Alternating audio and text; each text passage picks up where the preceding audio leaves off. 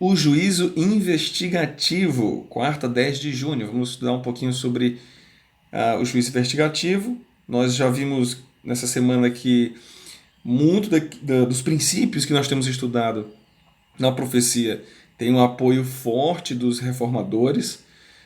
E agora nós vamos falar sobre o movimento milerita, né? Que traz também consigo ali a interpretação a partir deles, né, vindo na história o juízo investigativo, né, até chegar nos nossos dias aqui.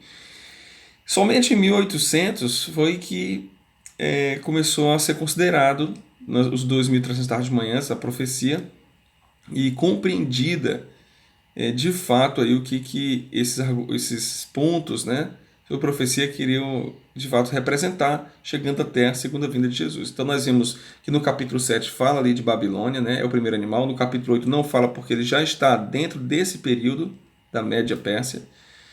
E nós temos aqui na Grécia, por exemplo, né, a leopardo, aqui na Grécia é um bode, né, na Medopécia é o urso, aqui é o carneiro.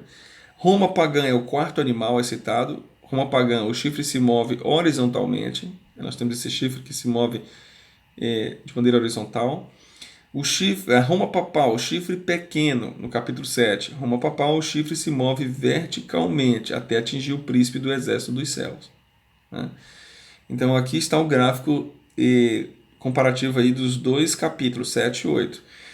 Lá em Daniel 7, 9 e 14, Daniel 8, 14, né? O que estava acontecendo no céu, a cena que ocorre ali é bem clara, é uma cena de juízo. Né? Vou mostrar rapidinho para vocês aqui no Daniel capítulo 7, 9 a 14.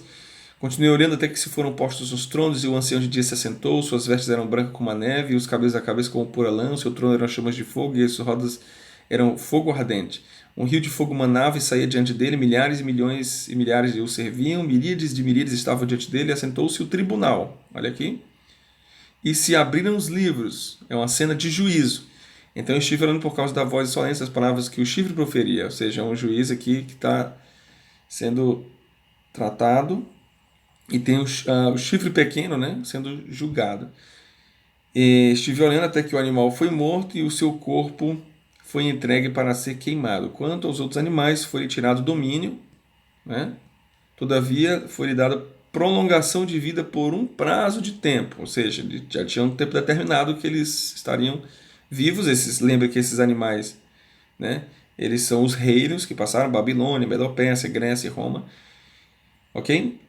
Eu estava olhando as minhas visões à noite, e eis que vinha com nas nuvens do céu o filho do homem, dirigindo-se ao ancião de dias. E dirigindo-se ao ancião de dias, o fizeram chegar até ele. Ok? Então, logo depois que esses reinos caem, o que acontece? Eis que vinha com as nuvens do céu um como filho do homem. Então é a segunda vinda de Jesus. Depois desses reinos que eles caem, Cristo Jesus veio. Foi dado domínio, glória e honra a todos os povos, para que todos os povos, nações e homens, suas línguas, o servissem. E o seu domínio é domínio eterno e não passará, e seu reino jamais será destruído. Ok?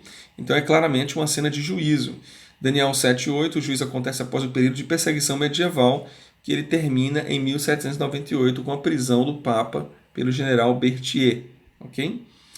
O juízo ocorre no céu, onde assentou-se o tribunal. Essa cena ocorre depois de 1798 e antes da segunda vinda de Jesus. Então, em um período após 1798 e antes da segunda vinda, nesse período ocorre um juízo investigativo. Nós vamos ver isso aí. Okay?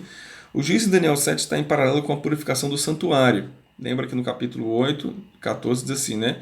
Até 2.300 tardes de manhã. A gente já viu em profecia que essa expressão aqui, dias, né, significam anos. Até 2.300 anos o santuário será purificado. Ok? E o juízo aqui de Daniel capítulo 7 está em paralelo com a purificação desse santuário, que é um santuário que está no céu. Ok? Os dois capítulos falam sobre a mesma coisa. O tempo dessa purificação é a terminologia do dia da expiação. É de 2.300 tardes de manhãs ou dias, com o princípio dia-ano, esses representam 2.300 anos. O ponto de partida dos 2.300 anos é a profecia das 70 semanas. Né? Lembra lá que em Daniel capítulo 9, versículo 24, ele fala sobre as 70 semanas estão determinadas sobre o teu povo, sobre a tua santa cidade. Né?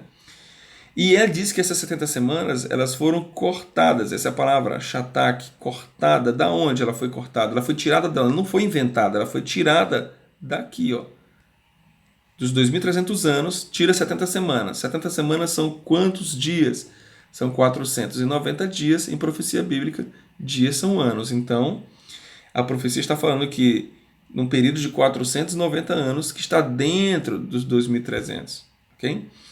Muitos estudiosos veem a profecia dos 2.300 dias e a profecia das 70 semanas, Daniel 9, 24 e 27, como a mesma profecia, sendo esta última a parte inicial da primeira. O verso seguinte, a profecia das 70 semanas, apresenta o início do período de tempo. Então, quando é que começa os 2.300 anos? Começa com as 70 semanas. Né? Você tem esse período maior e dentro desse período você tem esses 490 anos. 490 anos, né? Que tratam de algo específico para os judeus. Né? Esse evento ocorreu no 7º ano do rei Artaxerxes, lá em Esdras 7:7, nos fala, também subiram a Jerusalém alguns dos filhos de Israel, dos sacerdotes, dos levitas, dos cantores, dos porteiros e dos servidores do templo, no 7º ano do rei Artaxerxes, certo? Então, isso foi no ano 457, aqui ó, 457, se contarmos 2.300 a partir desta data, chegaremos em 1844, que é muito tempo depois de 1798, que é quando as perseguições da Igreja Romana cessaram, ok? E precede a segunda vinda, porque nós ainda estamos nesse período, né? Nós estamos no período pós 1844 e nos aproximando da segunda vinda de Jesus. Foi quando Cristo entrou no Santíssimo e começou a obra de intercessão e purificação no santuário, né? No gráfico da sexta-feira a gente percebe isso daí. Vamos lá no gráfico da sexta. Ok, acho que é o mesmo gráfico que nós temos ali.